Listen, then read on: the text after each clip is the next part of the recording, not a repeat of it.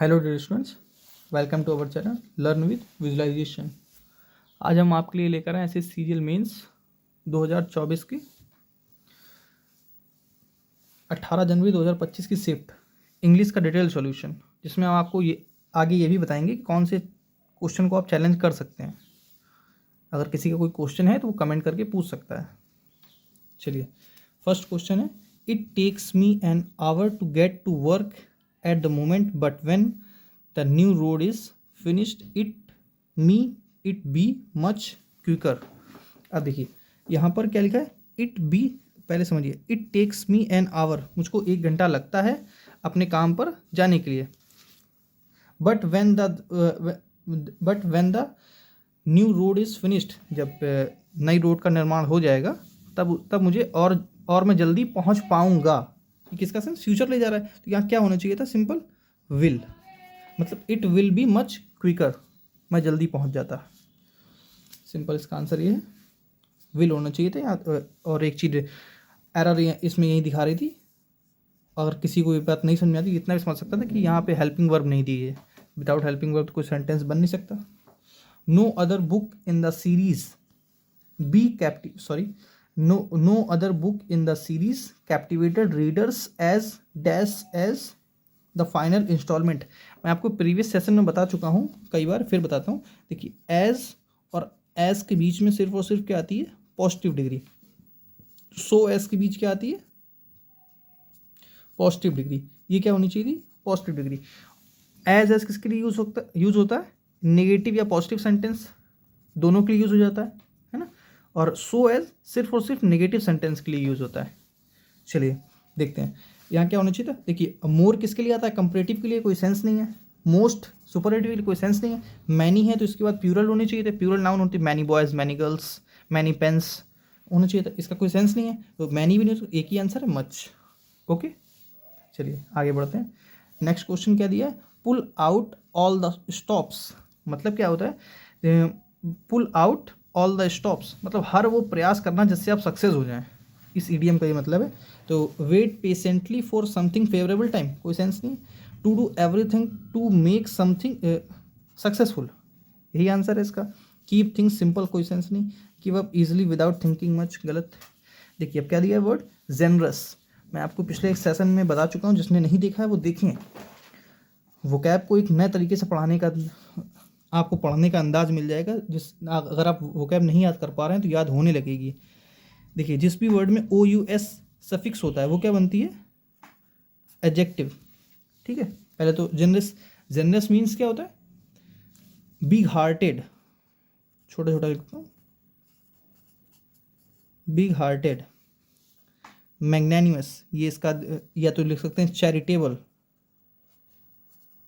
एक अच्छा वर्ड बताते हैं आपको, सिवेलरस।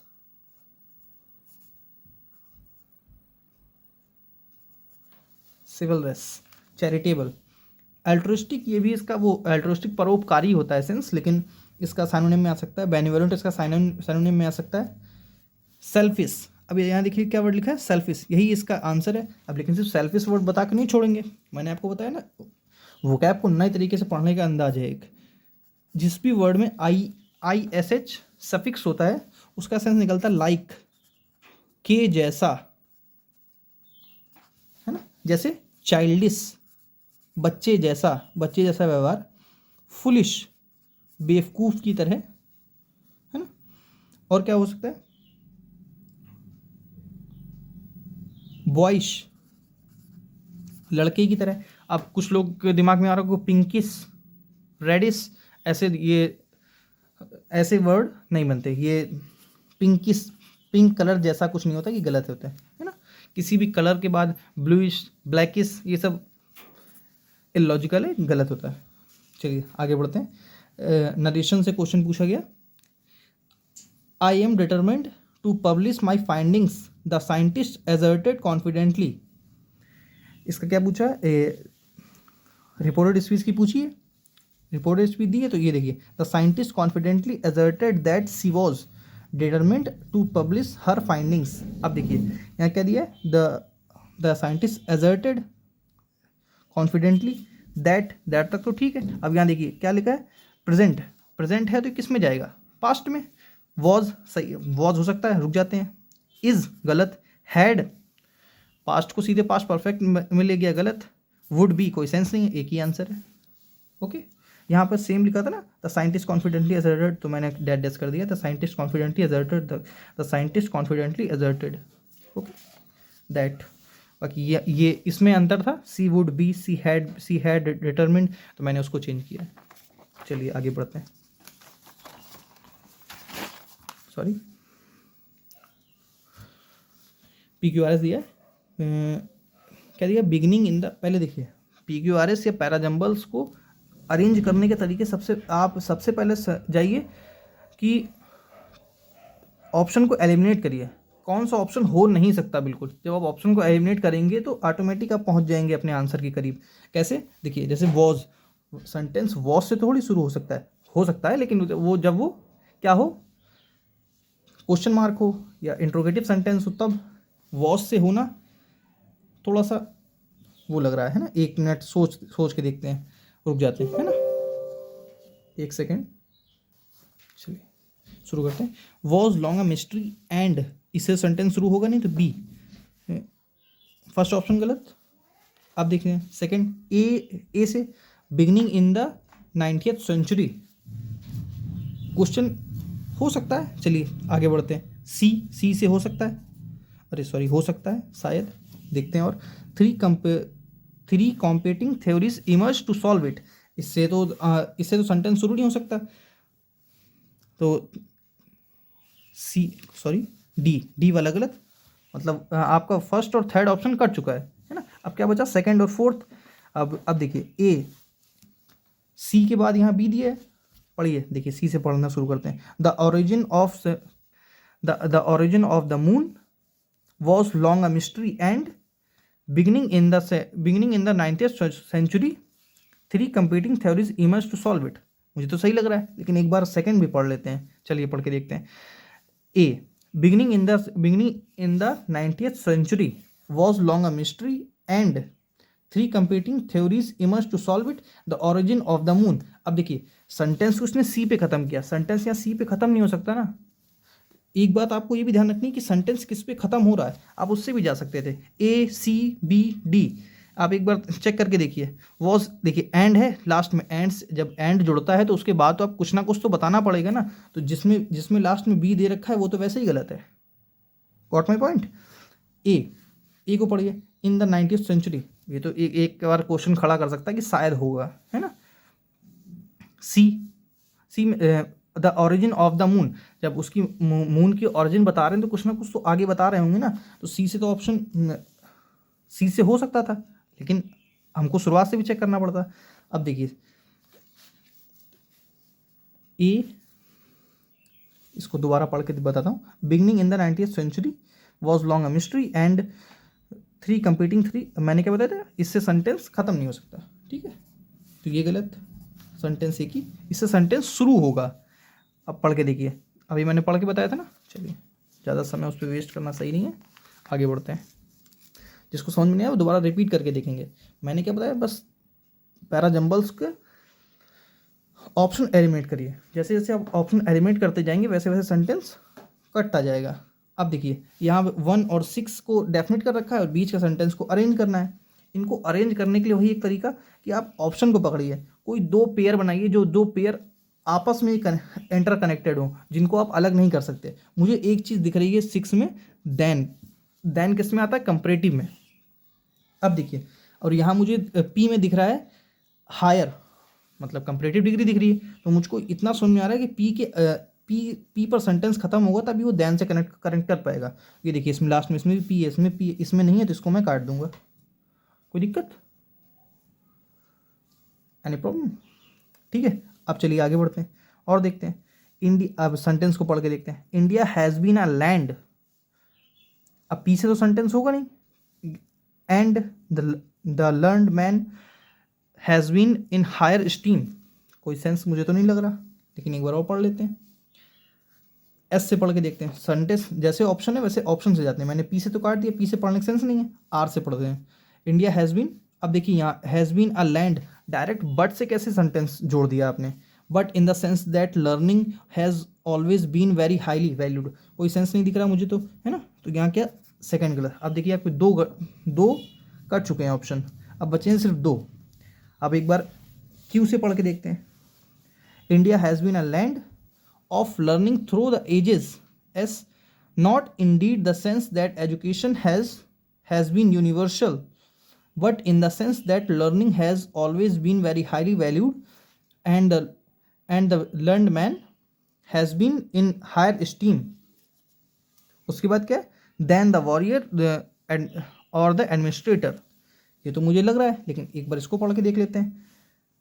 India has not been a land, not indeed. अब देखिए अगर नॉट लगाना होता तो वो हैज़ के बाद लगाता, क्योंकि एडवर्ब है ना, तो ये इसका तो कोई सेंस नहीं है, गलत, एक ही आंसर। चलिए आगे बढ़ते हैं।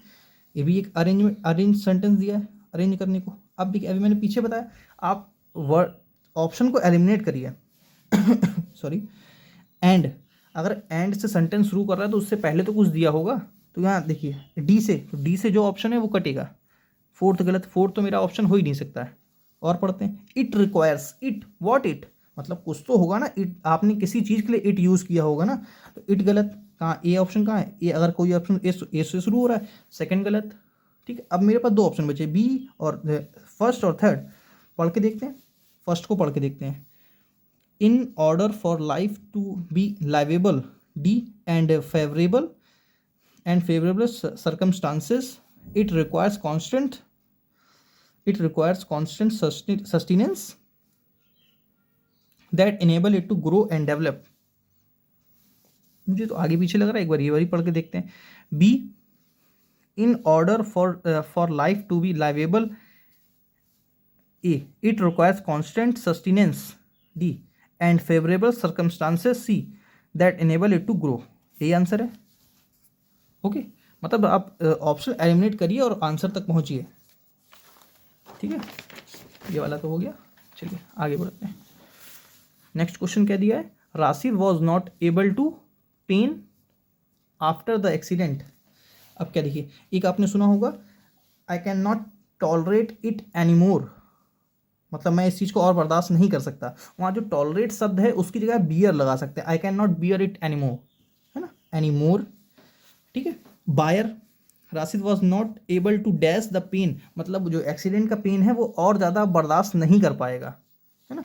तो बायर का कोई सेंस नहीं है खरीदना, उसका एक्सीडेंट दर्द हो रहा है, उसको दर्द का कोई सेंस नहीं है। बियर, ये तो जानते ही हैं आप लोग, अच्छे से जानते होंगे। बियर का सेंस होता है विदाउट, है ना, बियर, यही है इसका आंसर है। चलिए आगे बढ़ते हैं। अब देखिए, मैं आपको हर सेशन में होमोनिम्स और होमोफोन्स बताता रहता हूँ, हर उसमें बताता रहता हूँ। फिर बताते हैं, देखिए कास्ट, ये कास्ट क्या होती है, जाति। आपकी कोई जाति होगी ना, मैथ पढ़ते होंगे, कॉस्ट प्राइस होता है ना। कास्ट, पॉडकास्ट, ब्रॉडकास्ट, कोस्ट, जानते ही हैं, कोस्टल एरिया टाइप, कॉस्ट। ये कास्ट क्या है, मतलब we should dash away all prejudices to live in harmony, मतलब हमको सारे जो जितने भी प्रेजुडाइसेस हैं उनको हमें छोड़कर सहमति से रहना होगा। तो उनके जितने भी कास्ट बैरियर्स हैं उनको सारे छोड़कर आगे बढ़ना पड़ेगा, सिंपल। चलिए आगे बढ़ते हैं। आगे के सेंटेंस क्या, सॉरी वर्ड क्या दिया है, एक्यूमुलेटेड। इसका आंसर क्या है, मैंने कास्ट बताया, CAST, एक्यूमुलेटेड। अभी यहाँ तक जितने भी ऑप्शन है सारे कोई चैलेंज करने लायक नहीं है। अभी बीच में आएगा ये जो दिख रहा हो आपको नीचे, अभी बताता हूँ। एक्यूमुलेटेड का एंटोनियम पूछा है। एक्यूमुलेटेड मीन्स होता है एकत्रित करना, किसी चीज़ को इकट्ठा करना, बात समझ रहे हैं। स्पेयर्ड, बंच्ड, स्कैटर्ड मतलब छितराना, कोई चीज़ बिखराना, अलग अलग करना, यही इसका आंसर है। ठीक है, चलिए आगे बढ़ते हैं। गार्नर्ड जानते हैं, कोई चीज़ सजाना। एम्बेलिश्ड लिख सकते हैं, embellish. Decorating,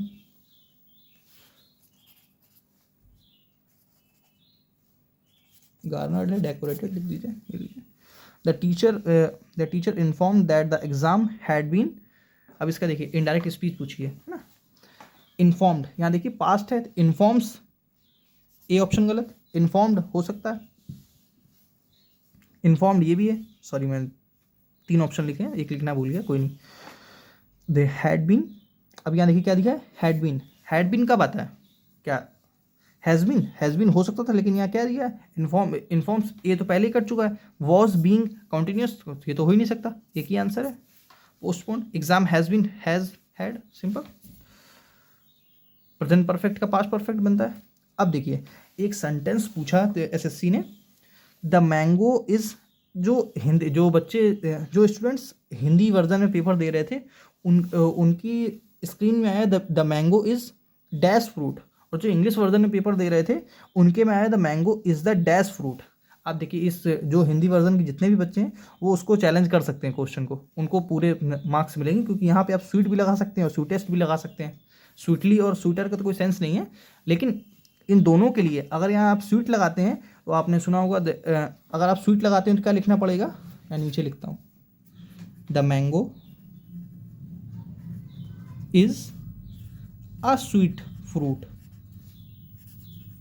singular countable noun के लिए ए आता है ना, इसलिए ए आएगा। अगर दा लगाते हैं तब तो स्वीट गलत है, तब तो स्वीटेस्ट ही आंसर होगा। इंग्लिश वर्जन के हिसाब से स्वीटेस्ट आंसर एकदम करेक्ट है, लेकिन हिंदी वर्जन के हिसाब से यहाँ ए, या तो ए लगाता तो हम स्वीट लगाते, अगर दा लगाता तो हम स्वीटेस्ट लगाते, उसने दोनों ही छोड़ दिए हैं, तो आप इस पर चैलेंज कर सकते हैं हिंदी वर्जन वाले। और इंग्लिश वर्जन वालों के लिए तो क्वेश्चन सही था, क्योंकि दा लगा था, आप सीधे सीधे स्वीटेस्ट लिखते, आंसर सही था। सुपरलेटिव डिग्री, सुपरलेटिव डिग्री से पहले दा आता है, खत्म आंसर, फ्रूट।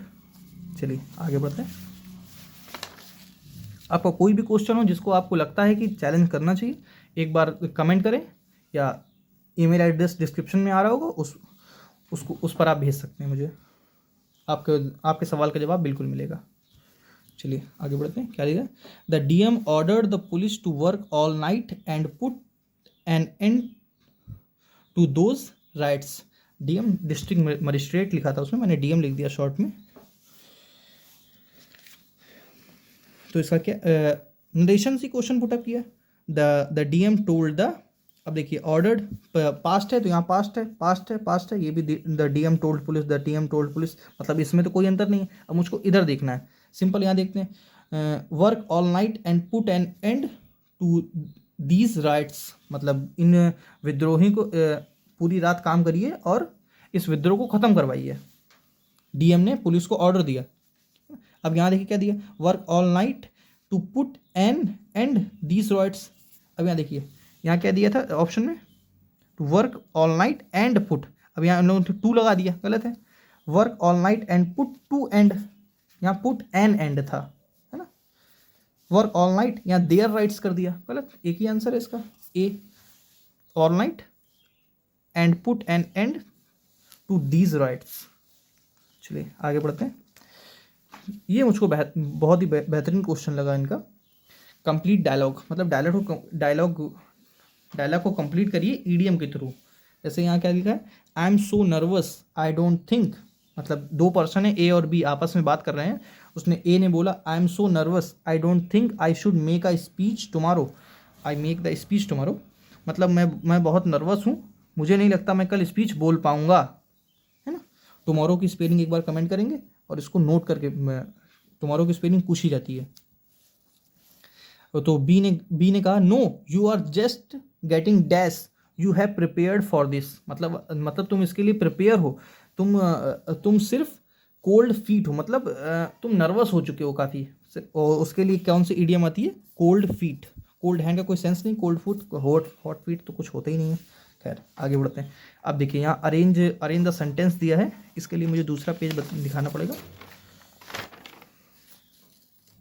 इसके ऑप्शन देखिए ये दिए हैं, ऐसे रख लेते हैं, दिख रहा है ना, थोड़ा सा एडजस्ट करेंगे,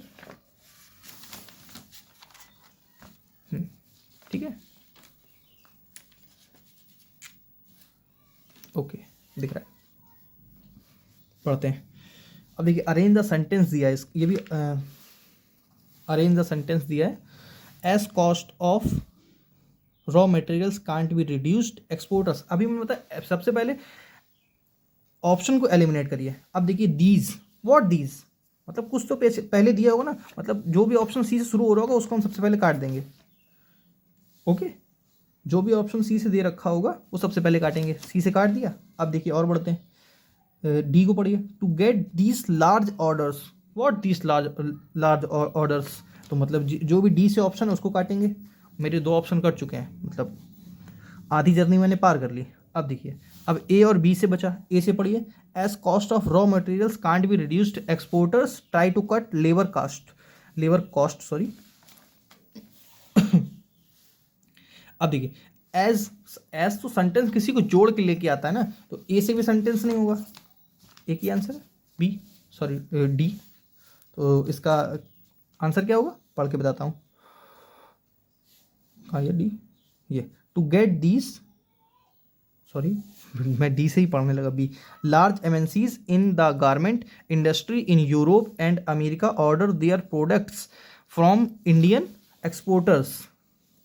ठीक, दीज लार्ज, अब देखिए कौन सी लार्ज एमएनसीज, ये लार्ज एमएनसीज इसकी बात कर रहा है। These large MNCs with world wide network look for the cheapest goods in order to maximize their profits.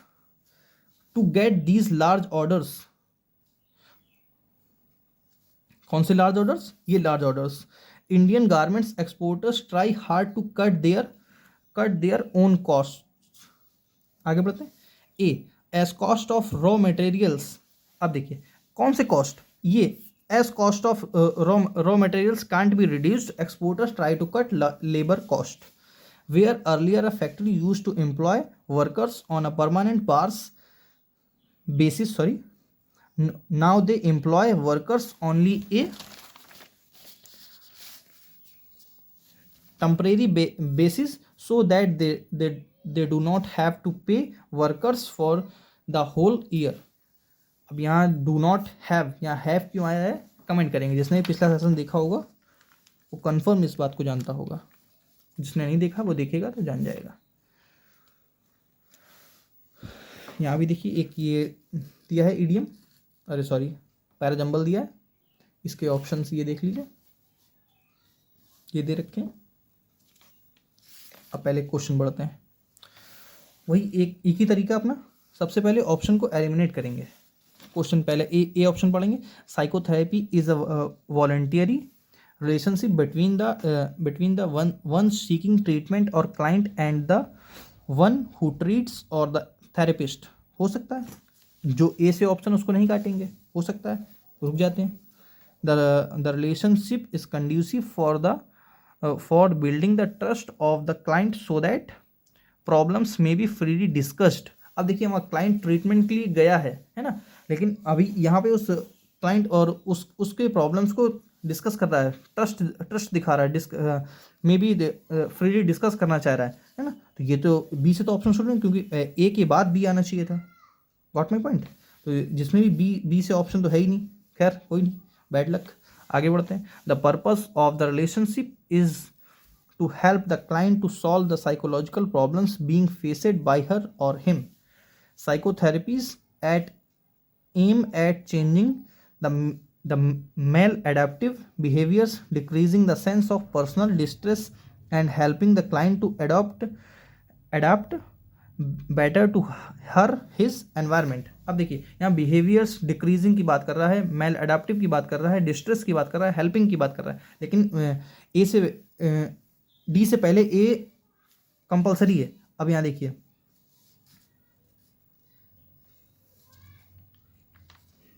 एक सेकेंड,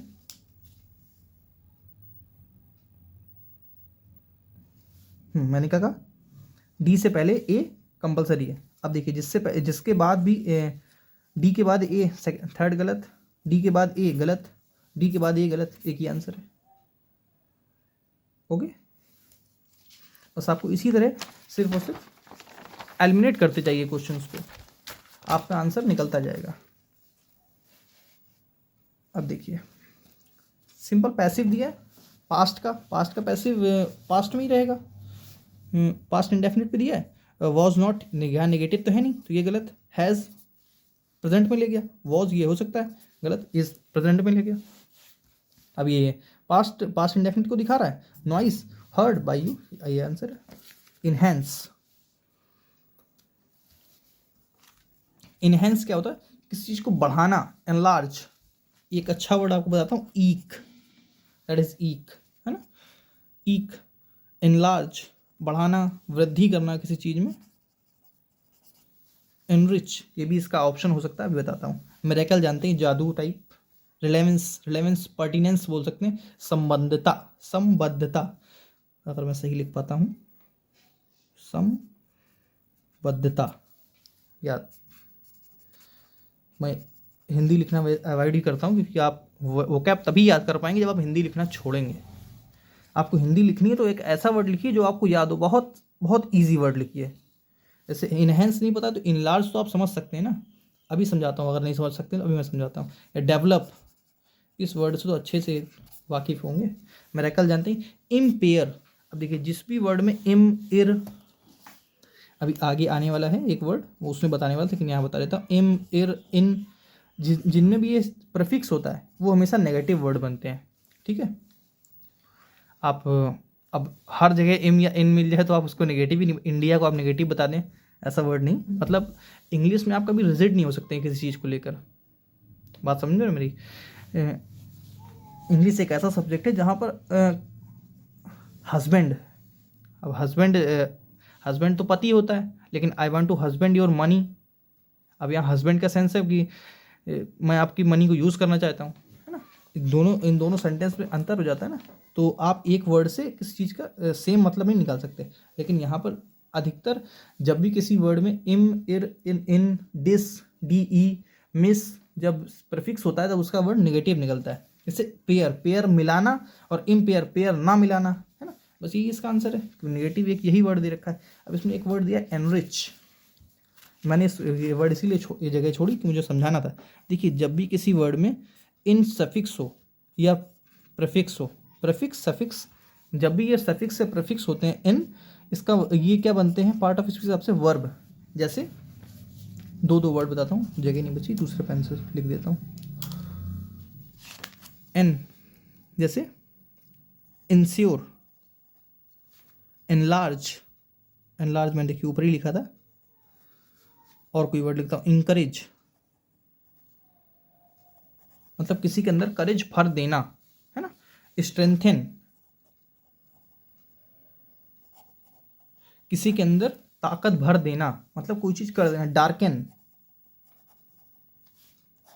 ब्राइटन, ओके। जैसे एनरिच, एनरिच का ये भी इसी का साइनोनिम है, एनरिच, इसको भी इसी कैटेगरी में लेंगे। एनरिच मतलब किसी को और समृद्ध बना देना, समृद्ध बना देना, सॉरी, समृद्ध बना देना, और अमीर कर देना, और बढ़ा देना, आगे इसका सेंस निकलता है, ठीक है। चलिए आगे बढ़ते हैं। आगे क्या दिया, luck does not always favour us, so we must always depend. अब देखिए डिपेंड के साथ दो प्रपोजिशन आते हैं, ऑन या अपॉन। यहाँ क्या दिया है, अपॉन, एक ही आंसर। चलिए यहाँ क्या दिया, all criminal attitudes must be nipped at the bird. अब देखिए एक आपने वो सुनी होगी, निप इन द बर्ड, फ्रेज होते हैं, ईडीएम होता है ना। इसका सेंस क्या होता है, सप्रेस,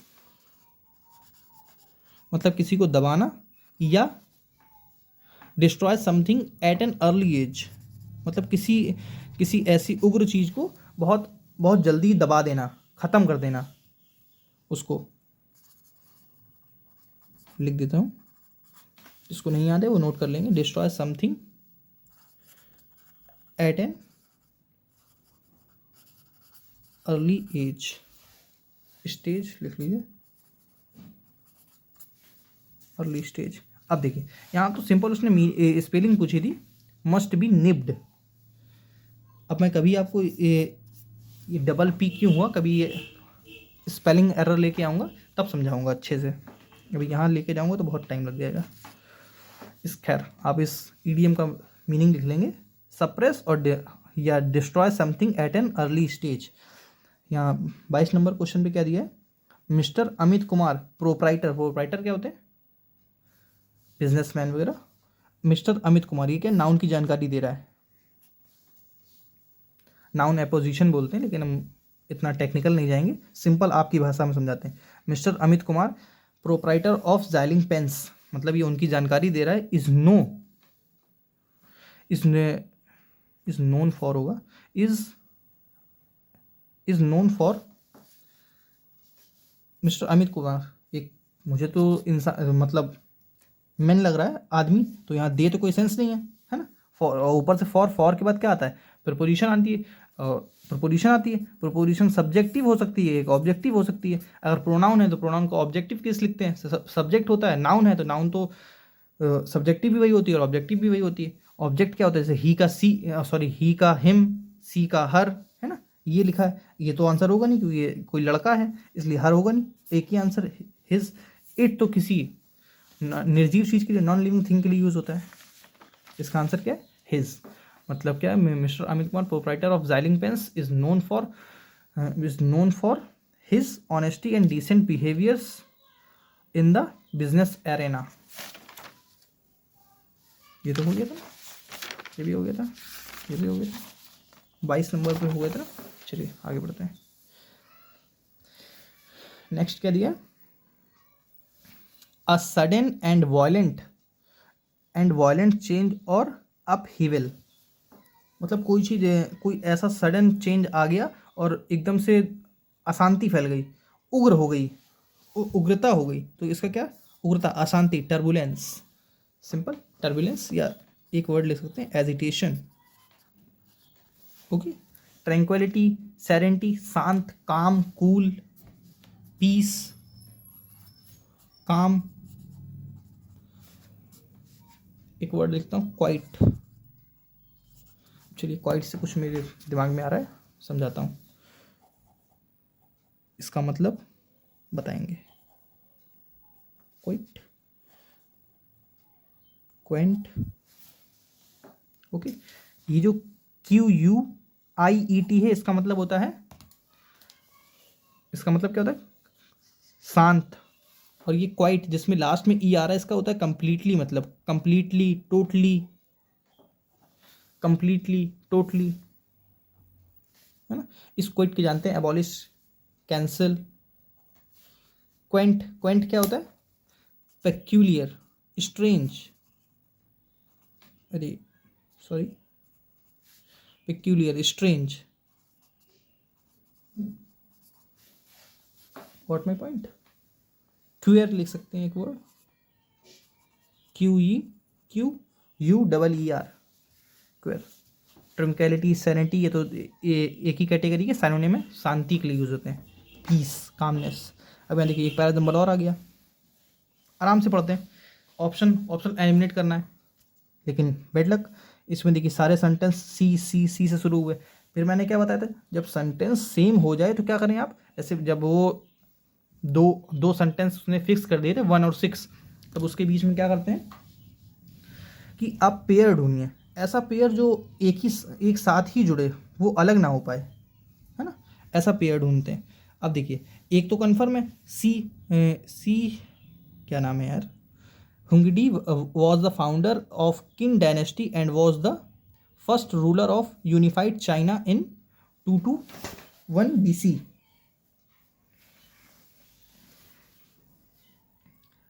पढ़ के देखते हैं, सी के बाद A, it consist of a terracotta army approximately 8,000 life sized man and horses. B, इसके बाद B, each of the horses and man is individually. अब देखिए यहाँ क्या, एक मुझको लूप होल मिल गया, man and horses, each of the horses, मतलब क्या है कि कौन सा 24 था ना, मतलब क्या, ए के बाद ही बी आएगा, मतलब कौन से horses, each of the horses and man is individually, मतलब मैन एंड हॉर्सेस, इनकी बात कौन कर रहा है, बी ऑप्शन, मतलब ए के बाद ही बी आएगा। यहाँ ए के बाद बी दिया है, यहाँ बी के बाद ए दिया है, गलत। यहाँ दूर दे रखा है ना, ये गलत। ये इन दोनों में से कोई एक आंसर हो सकता है। अब हमको इनमें और इनमें डिस्कस करना है। मैंने ये यहाँ तक कहाँ तक पढ़ लिया था, इंडिविजुअली तक। Sculpted by a 3 inch thick terracotta clay and looks unique, ठीक है। डी ऑप्शन पढ़िए, his mausoleum was recently discovered in 1974 by Chinese peasant who were drilling a well. ये वाला पढ़ के देखते हैं. Hungary was the founder Qin dynasty and was the first ruler of unified China in 221 BC. His mausoleum was recently discovered in 1974 by Chinese peasants who were drilling a well. It consists of a terracotta army, approximately 8,000 life-size men and horses. Each horse's man individually sculpted by a 3-inch thick terracotta clay. ये इसका answer है. बस आपको दो option क्या करने हैं, eliminate करना है. मतलब मिनिमम दो तो एलिमिनेट हो ही जाएंगे, लेकिन आपको दो में फंसाएगा. उन दो में आपको जो सबसे सटीक आंसर वो आपको देना है. अभी देखिए पैसिव दे रखा है. Everyone was surprised at his speech. Surprise के बाद कौन सी प्रीपोजिशन आती है, एट. अब देखिए इसका पैसिव, इसका एक्टिव निकालना है. हिज स्पीच सरप्राइज्ड एवरीवन हो सकता है, देख लेते हैं आगे. हिज स्पीच इज गलत क्योंकि पास्ट दे रखा था, प्रेजेंट पे आ गया. ये तो वॉज सरप्राइजिंग कॉन्टिन्यूस कैसे आ गया, ये तो हिज स्पीच सरप्राइजेस होना चाहिए, तो गलत ही है. एक ही आंसर. चलिए आगे बढ़ते हैं. लास्ट पे पहुंच चुके हैं हम लोग. ये क्या दिया है, यूक्रेन कॉस्ट हैज बीन. ये भी पैसिव दे रखा है. एक the explosion cost serious damage in Ukraine. Passive है, मैं लिखना भूल गया हूँ. एक्टिव पैसिव है. एक्टिव दे रखा है, पैसिव निकालना है. एक ही तरीका बहुत तेजी से करने का. वर्ब देखिए और वर्ब छाटिए. पास्ट है, प्रेजेंट कैसे आ गया, पास्ट है, प्रेजेंट कैसे आ गया, पास्ट परफेक्ट कैसे ले गया, वॉज कॉस्ट, यही आंसर. ओके. अब देखिए क्या दिखा है, the trainer try to dash the learners understanding of the subject by asking several new questions. अब देखिए यहाँ उसने, अभी मैंने पीछे बताया कि वो किस पे घुमा रहा है आपको, होमोफोन और होमोनिम्स पे. होमोफोन क्या होते हैं, जिनकी वॉइस सेम हो, जैसे स्टाइल. एक में वाई आता है, एक में आई आता है. जिसमें वाई आता है वो आप जानते हैं, स्टाइल मारना, फैशन टाइप. और जिसमें आई आता है दहलीज, मतलब दरवाजे के पास का एरिया, उसको दहलीज बोलते हैं, है ना. ये क्या हो गया, होमोफोन. और होमोनिम्स जिनकी थोड़ी थोड़ी स्पेलिंग मैच करती हो, है ना, उनको बोलते हैं. खैर आगे बढ़ते हैं. क्या दिया है, द ट्रेनर ट्राई टू. इसकी स्पेलिंग क्या है, ये होगी, लेकिन इसको गॉज नहीं पढ़ेंगे, इसको पढ़ेंगे गेज. That is gauge. एक गेज का मतलब होता है रेल के पटरियों के बीच का अंतर. यहाँ तो रेल के पटरियों के बीच के अंतर का कोई सेंस दिख नहीं रहा है, लेकिन इसका एक सेंस होता है गेस, कंजेक्चर, अनुमान लगाना. Got my point. अब यहाँ क्या दिखा है, ट्रेनर ट्राई टू गेस, मतलब वो अनुमान लगाना चाह रहा है. The learners understanding of the subject by asking several new questions. इसका आंसर क्या है, थर्ड. चलिए आगे बढ़ते हैं. अभी मैंने पीछे बताया था इन इम इर लिख देता हूँ दोबारा. इम इर डिश मिस DE, ये लिस्ट बना लेंगे. जिनमें भी ये वर्ड प्रेफिक्स हो जाए वो क्या बनेंगे, हमेशा नेगेटिव वर्ड बनेंगे. जैसे अब बताते हैं क्या दिया, one who can't make a mistake, जो कभी गलती ना करता हो. इनफॉलिबल, फॉलिबल क्या होता है, जो गलती करे. इन लगा के नेगेटिव बना दिया. इनफॉलिबल जो गलती ना करे. अब एविटेबल जिसको टाला जा सके, और इन लगा के नेगेटिव जिसको टाला ना जा सके, कंपलसरी जो चीज़ हो. इम्प्रैग्नेबल मतलब इनवल्नरेबल, जिसको हानि ना पहुंचा सके कोई, है ना. इनिमिटेबल मतलब जिसकी कॉपी ना की जा सके, है ना. One who can't be copied. अब यहाँ क्या दिया है, एप्रोप्रिएट मीनिंग पूछिए इसकी, है ना. He walked leisurely towards the entrance. Leisurely का मतलब क्या होता है, स्लोली, है ना. विद अ किक स्टार्ट, कोई सेंस नहीं. रीअश्योरिंगली गलत, हेस्टली जल्दी नहीं, वो तो स्लोली स्लोली चल रहा है ना, विदाउट हेस्ट मतलब धीमे धीमे धीमे धीमे चल रहा है। चलिए आज यही थे। पैसेज मैं आपको अलग से करवा दूंगा, ठीक है। वैसे पैसेज में जो उसने ऑप्शन में दे रखे हैं आंसर वो सही है, मैं उससे गो थ्रू हुआ हूँ, एकदम करेक्ट है, उनमें कोई गलती नहीं है। खैर मैं आपको एक अलग से वीडियो लाके वो समझा दूंगा। आज के लिए थैंक्स फॉर वॉचिंग। ऐसी और वीडियोस और आने वाले आगे 20 जनवरी वाली शिफ्ट इसके बाद बहुत जल्दी आएगी। कोई भी आपकी क्वेरी हो कमेंट करें, या अगर आपका क्वेश्चन कोई आपको दिक्कत आती है तो आप ईमेल कर सकते हैं मुझे। Thanks for watching. सब्सक्राइब करें, लाइक करें, शेयर करना ना भूलें। Thank you for watching.